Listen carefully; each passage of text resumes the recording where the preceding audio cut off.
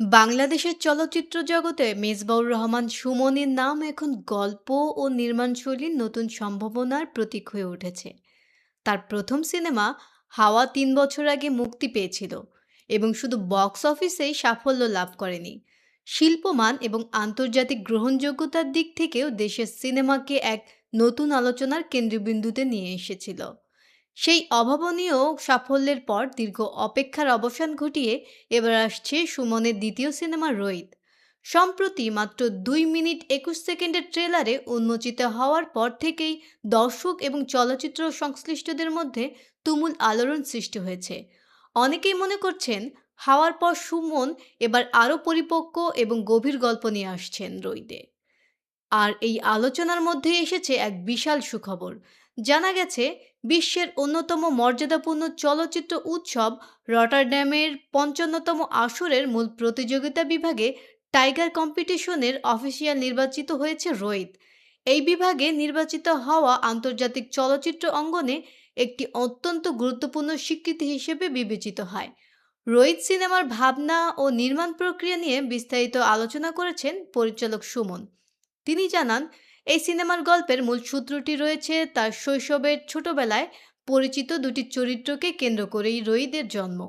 শৈশবের স্মৃতি, অনুভূতি এবং লোকজ আখ্যানের এক চমৎকার মিশ্রণ ঘটেছে এই সিনেমায়, যার অর্ধেক অংশীদার পরিচালক তার মাকেই মনে করেন।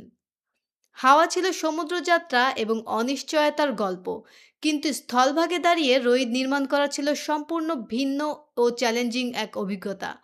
রোহিতের গল্পটি আবর্তিত হয়েছে সাধু, তার পাগল স্ত্রী এবং তাদের বাড়ির পাশের একটি তালগাছকে ঘিরে। এই চলচ্চিত্রের মাধ্যমে সুমন হাজারো বছরের পুরনো একটি লোকজ আখ্যানকে বর্তমান সময়ের ভাষায় নতুন করে নির্মাণ করার চেষ্টা করেছেন। রোহিতের নির্মাণে অন্যতম চমকপ্রদ দিক হল এর সেট নির্মাণ। নির্মাতার ভাষায় লোকেশনকে শুধু ব্যবহার নয়, বরং গল্পের অংশে পরিণত করার জন্য কঠোর পরিশ্রম করা হয়েছে। সিনেমার প্রয়োজনে একটি ফাঁকা জায়গায় প্রায় ৫০,০০০ গাছ লাগানো হয়। এই গাছগুলোর যত্ন নেওয়া হয়েছে অত্যন্ত ৬ মাস ধরে, যাতে লোকেশনটি সম্পূর্ণ বিশ্বাসযোগ্য হয়ে ওঠে। শুধু গাছ নয়, গল্পের কেন্দ্রীয় বাড়িটিও শুটিংয়ের জন্য নতুন করে নির্মাণ করতে হয়েছিল। রোহিতের অন্যতম প্রধান চরিত্র অর্থাৎ সাধু পাগলের স্ত্রীতে অভিনয় করেছেন নাজিফা তুষি। ট্রেলারে তার উপস্থিতি ইতোমধ্যেই দর্শকদের কৌতূহল বহুগুণ বাড়িয়ে দিয়েছে। তুষি জানিয়েছেন, তার কাছে হাওয়ার চেয়ে রোহিত ছিল সবচেয়ে বেশি চ্যালেঞ্জিং কাজ। চরিত্রের বাস্তবায়নের জন্য তুষি তা টানা ৬ মাস চুলে শ্যাম্পু, সাবান, কন্ডিশনার বা কোনো প্রসাধনী সামগ্রী ব্যবহার করেননি। তিনি শুধুমাত্র পানি দিয়ে গোসল করতেন।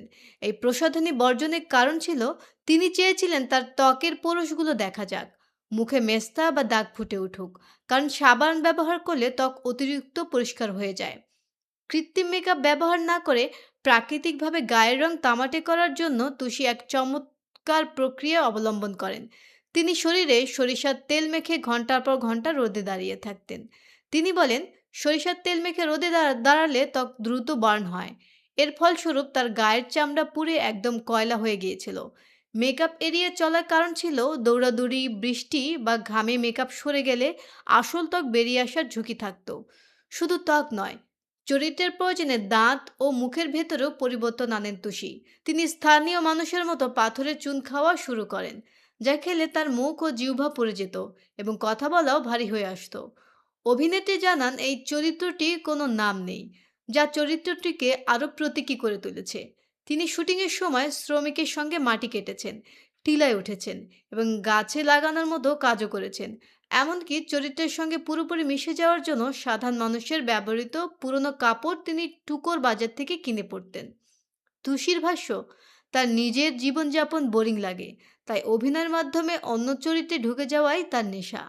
এই সিনেমায় নাজিফা তুষির সহশিল্পী হিসেবে অভিনয় করেছেন অভিনেতা মোস্তাফিজুর নূর ইমরান। তুষি তার প্রথম কাজের অভিজ্ঞতা প্রসঙ্গে বলেন যে, নূর ভাই একজন দুর্দান্ত অভিনেতা এবং তার উপস্থিতি চরিত্র নির্মাণে বড় সহায়ক হয়ে উঠেছে। সব মিলিয়ে পরিচালক মেজবাউর রহমান সুমনের বড় নির্মাণ, নাজিফা তুষির আত্মবিনোদন এবং আন্তর্জাতিক স্বীকৃতি, এই সব কিছু ইঙ্গিত দেয় যে রোহিত বাংলাদেশের সমসাময়িক চলচ্চিত্রে এক গুরুত্বপূর্ণ সংযোজন হতে চলেছে। আমরা আশা করতে পারি হাওয়ার মতো এই সিনেমাটিও দেশের মানুষের ভালোবাসা পাবে এবং আন্তর্জাতিক মহলেও সমাদৃত হবে।